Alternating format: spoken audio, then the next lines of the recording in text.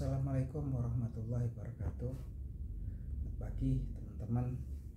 Di pagi hari ini ketemu lagi dengan saya Agung. Seperti biasa ngobrol-ngobrol ya tentang seputaran apa yang terjadi di sekitar kita.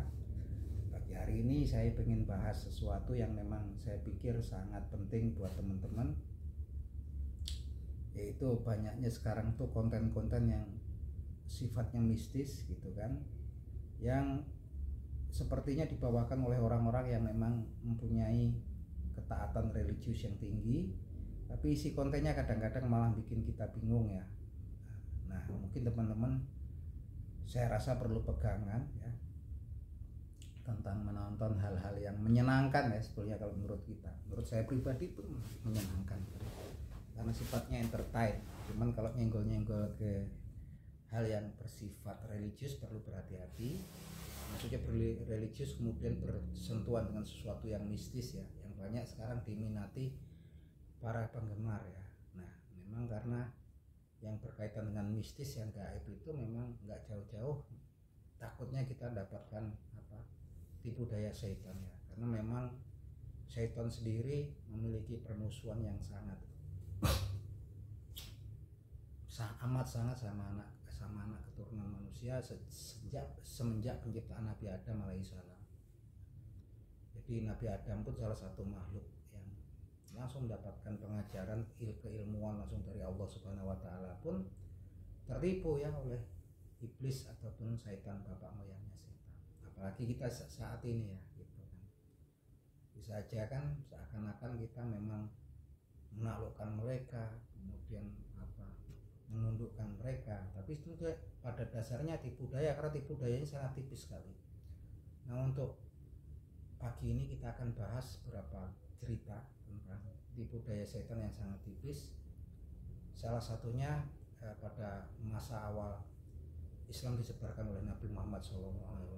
Pada waktu itu ada dua orang dekat Nabi Muhammad SAW yang masuk Islam ya.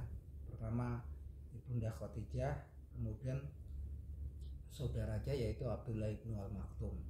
Suatu ketika Abdullah ibnu Al-Maktum ini menghadap Rasulullah SAW dan dia minta uzur untuk sholat wajib yang memang waktu itu diharuskan sebetulnya untuk sholat di masjid ya. Kemudian Abdullah ibnu Al-Maktum ini bertanya, ya Rasul, adakah uzur untuk saya?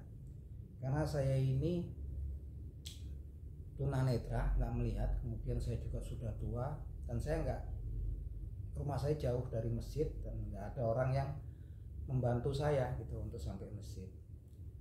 Kemudian Rasul menjawab, begini Abdullah bin Maktum, dan Rasul menjawab bahwasanya, apakah kamu masih mendengar ya Abdullah al-Maktum, apakah kamu masih mendengarkan azan? Ya Rasul.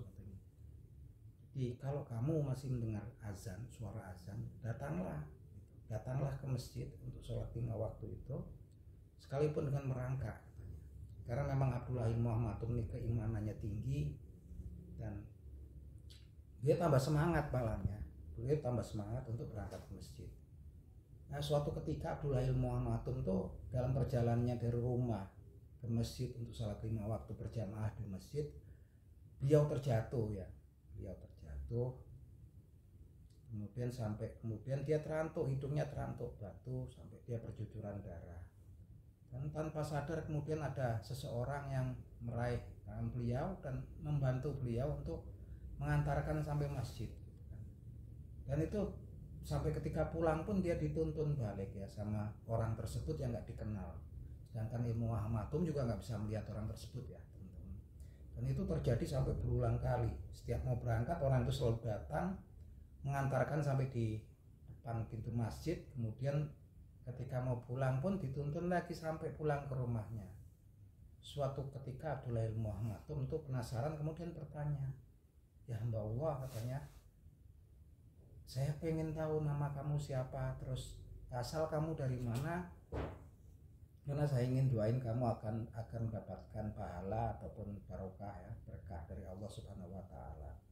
Tapi begitu mendapat jawaban dari orang tersebut, Abdullah bin Maktum pun kemudian kaget gitu kan.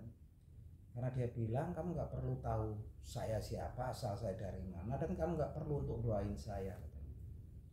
Kemudian dia bertanya, terus kamu ini siapa sebetulnya? Karena saya iblis katanya, saya setan ya, bukan iblis, setan, saya setan gitu kan. Terus kemudian ditanyakan, loh kalau kamu setan begitu ketakutan kan? Abdullah bin Maktum ini kaget ya, tapi dia kan nggak ngelihat ya siapa yang ini kan. Kemudian dia tanya, kalau kamu setan ngapain kamu bantu saya pulang pergi nuntun saya ke masjid gitu kan. Akhirnya karena pertanyaan berkali-kali dari Abdullah bin Maktum, setan menjawab, jadi pada saat kamu mau berangkat ke masjid kemudian kamu terjatuh,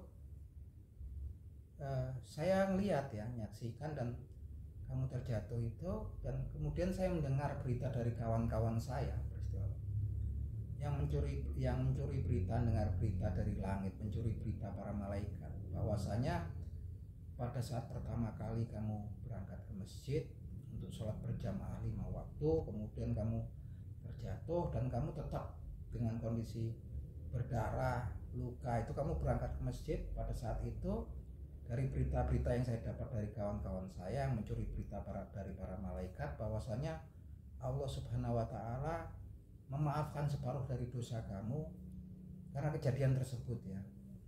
Kemudian saya berpikir, katanya, saya nggak mau ya, saya nggak rela, saya nggak sudi sampai kalau kamu pulangnya lagi atau berangkatnya di lain waktu terjatuh,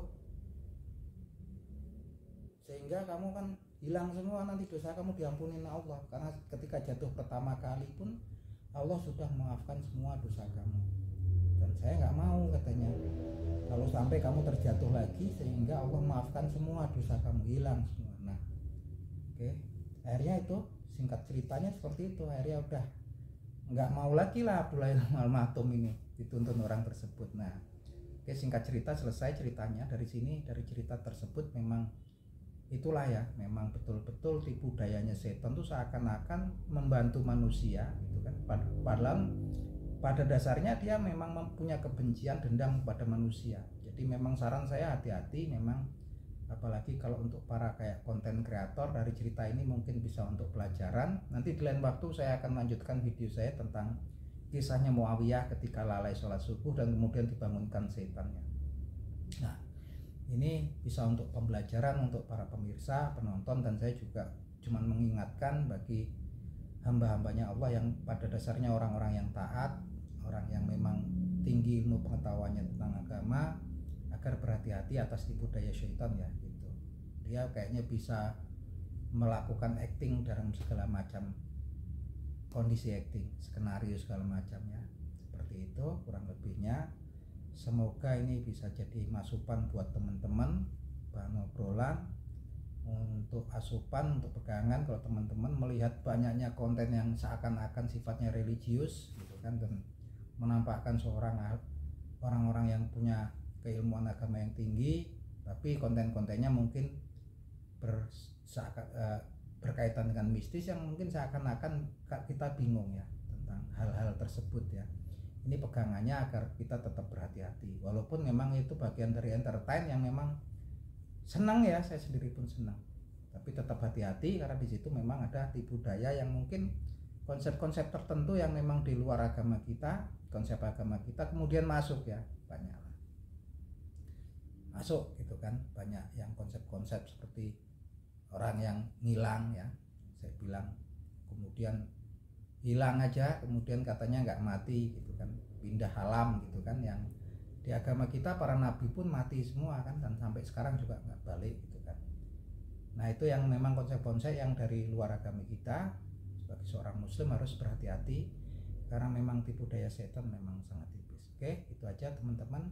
Waalaikumsalam warahmatullahi wabarakatuh. Moga-moga bermanfaat ya.